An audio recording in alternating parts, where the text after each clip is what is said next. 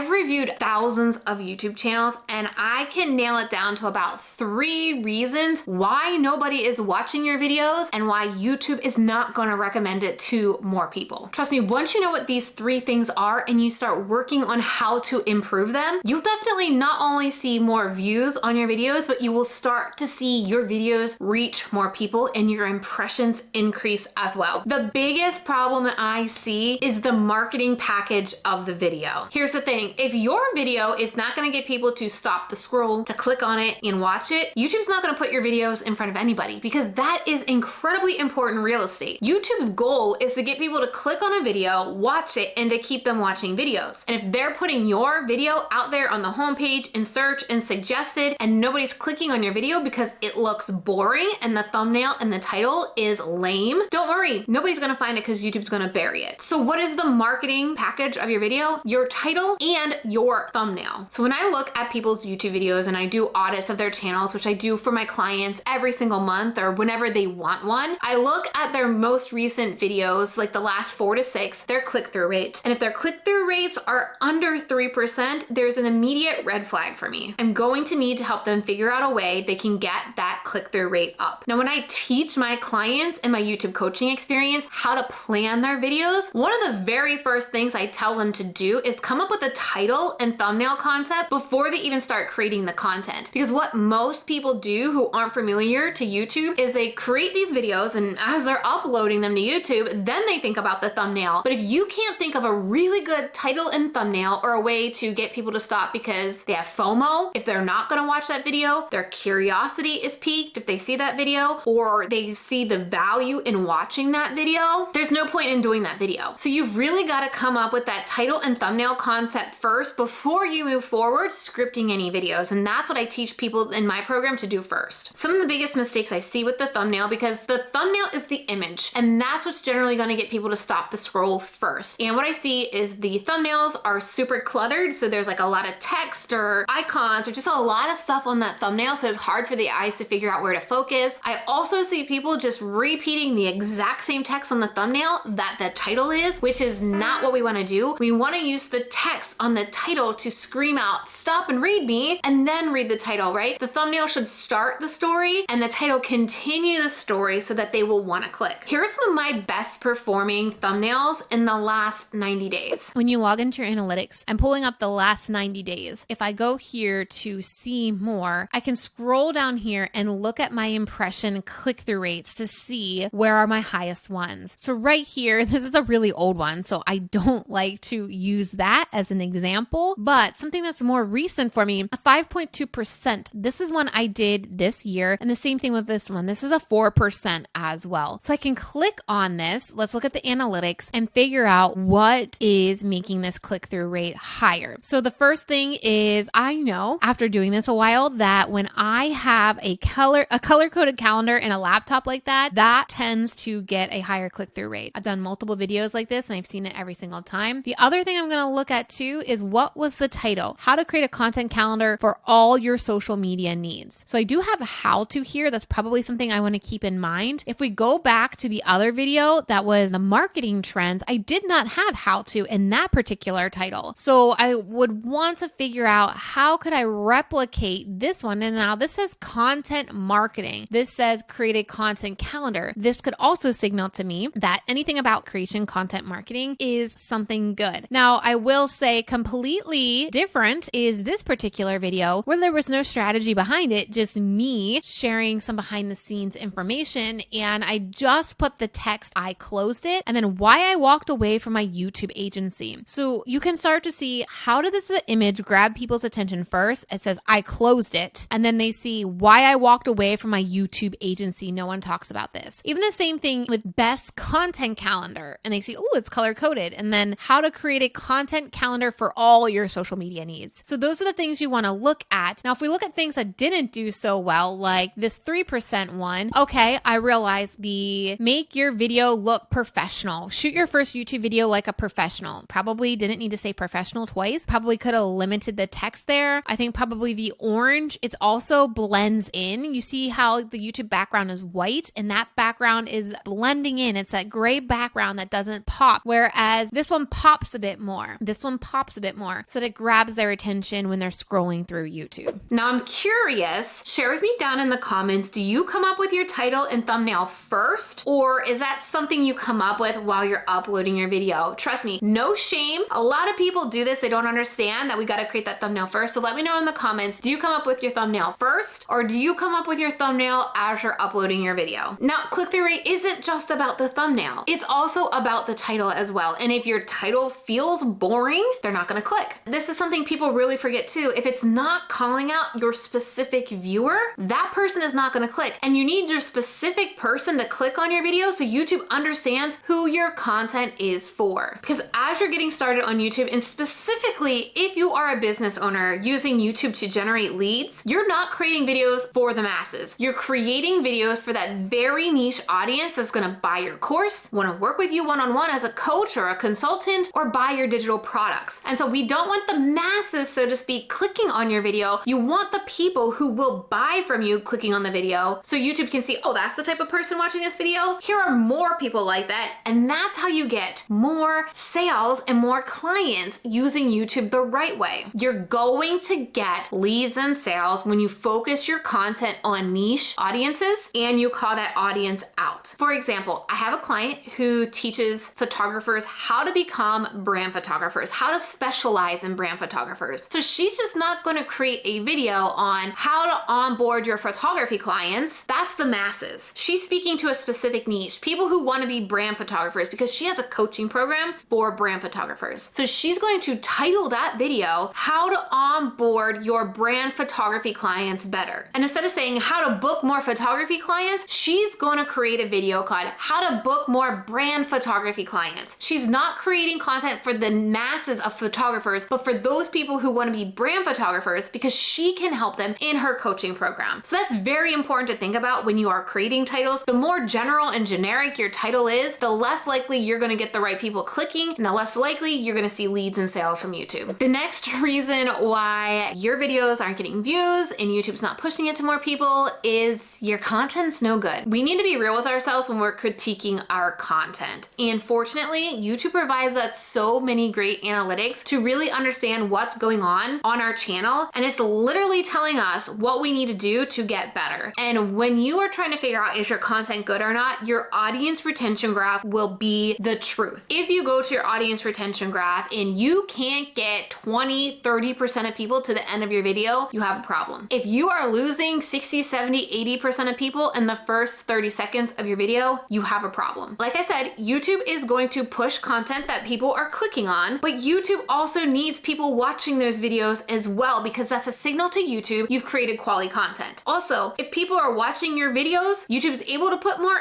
ads on that video and they can make more money from brands wanting to put ads. And so you need to make sure you're getting people to the end of your video. Otherwise, again, you're not going to get more views on your videos. Let's walk through the viewers process, right? They see the title and the thumbnail starts their journey, that intrigues them, they stop the scroll, then they go over to the title and they're intrigued more. Either they're like, oh, I need to know about that. Oh, I'm interested in what she's sharing. Okay, this is for me. And then in that first 15 to 30 seconds, you've got to grab them. You've got to have a solid hook. You can't be opening your video with, hey guys, welcome to my channel. I'm so excited you're here today. My name is Trena, and on this channel, I blah, blah, blah, blah, blah. YouTube wants people to stay on the platform. That is why if you look to the side of my video right now, there are suggested videos for you. Don't click on them right now. That is because if your content is not good enough, YouTube doesn't want you leaving the platform. YouTube's like, this is boring. Look at all these other options we have for you. So if you are not getting your viewers' attention in the first 15 to 20 seconds, they're clicking on somebody else's video. What does a good hook look like? Well, you're gonna have to get videos on YouTube and study your audience retention graphs, but I'm gonna walk you through a few of my best and my worst hooks recently on my channel. Again, we are in YouTube analytics. This is why YouTube is such a powerhouse platform, because it gives you so much data for free. Like, this is all accessible to you. So we're in YouTube analytics. We're going to go up here to content, and then we scroll down here. It's going to tell me my above typical intros and my below typical intros. And so if we look at this video, the audience retention graph here shows me 76% of people are still watching 18 seconds in. Even over a minute in, 60% of people are still watching this video. And so if you go back to this video and watch it, you can see how I opened it. Also, I think adding the text right here helps as well. That's a secret that we're testing or something we have that we're trying on our channel. We also look at this one too, how to stay focused and organized in business. Again, we've got about 64% of people watching until 68 seconds, but I see,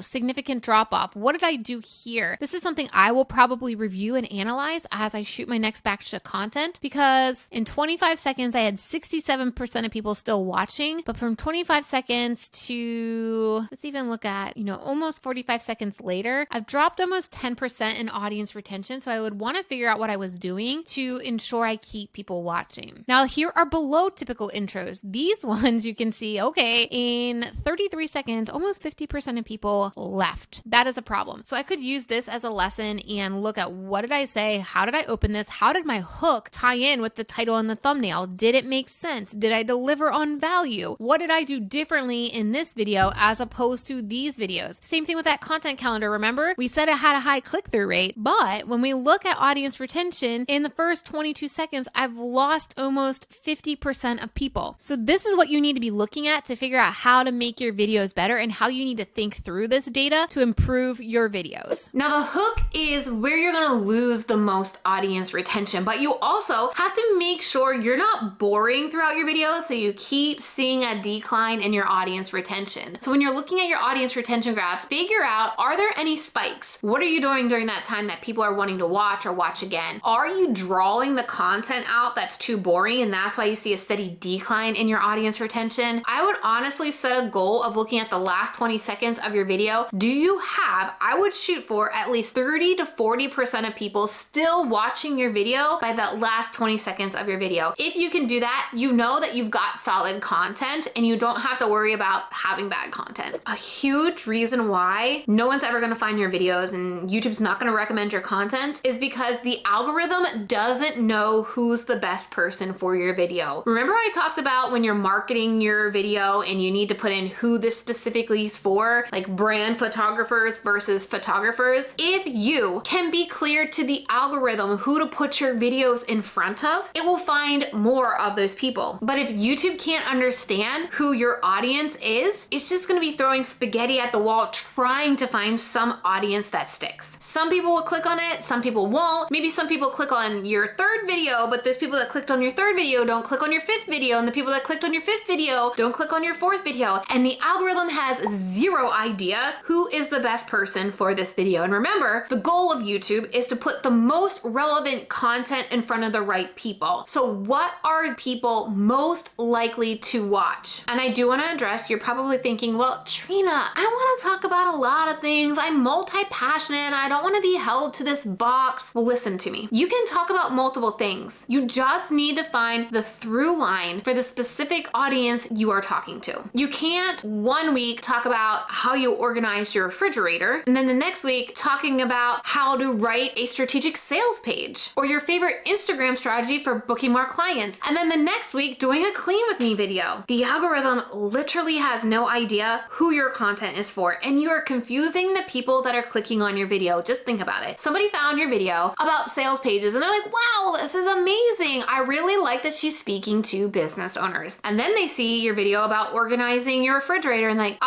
I thought she was talking about sales pages. Like, I was really interested in that. I'm not really interested about organizing my refrigerator. And vice versa. Somebody finds your clean with me video, and yes, that is a thing. And they're like, wow, I really like her clean with me videos. And then you talk about your Instagram strategy for booking clients, and they're like, I don't have a business. I'm a stay-at-home mom that is trying to be inspired to clean by watching other people clean. And so who is this channel and what is she talking about? So when YouTube puts your videos in front of those people, it's gonna decrease the chances that they're gonna come back and watch more content. And then YouTube doesn't have the data to understand the best people to put your videos in front of, your most relevant audience. And the thing is, your relevant audience is the audience that will buy from you, work with you one-on-one, buy your courses, right? So we really need to make sure, whether we want to talk about a lot of different topics or not, there needs to be a through line. And that's what I do here on my YouTube channel. I speak to specifically digital course creators and online coaches. And the primary piece of content I do talk about about is YouTube strategy because I'm a YouTube strategist. But what does my target audience also like? Course creators, coaches. They also like to hear Instagram strategies or course creation strategies or mastermind ideas, content calendars, productivity in your business, right? Even though I'm a YouTube strategist and the primary thing that I teach business owners is how to strategically use YouTube, business owners are also wondering how can they organize their calendar so they can do YouTube, or how can they incorporate YouTube into their Instagram strategy, or how can they ensure their sales page converts better if they start sending YouTube traffic to it. So yes, you can still create a variety of different topics. You just need to make sure it all fits under a main niche audience umbrella. Now, I do teach people how to find their niche audience, or what I like to call their ready to buy audience, here on YouTube, and use that information and search related data from YouTube to plan a year's worth of strategic videos here on YouTube inside my live workshop, Profit Per View. YouTube right now in 2024 is one of the most stable platforms you can focus your content strategy on. We don't have to worry about it possibly being banned like TikTok. We don't have to worry about algorithms changing so consistently and often like over on Meta, Instagram, and Facebook. And YouTube, if done right, will promote your content to more people for free. So you don't have to pay to play on this platform as well when you do it right. Come to this workshop and see how you can start using YouTube as your #1 platform that will generate you leads and sales for years to come without worrying about the other noise going on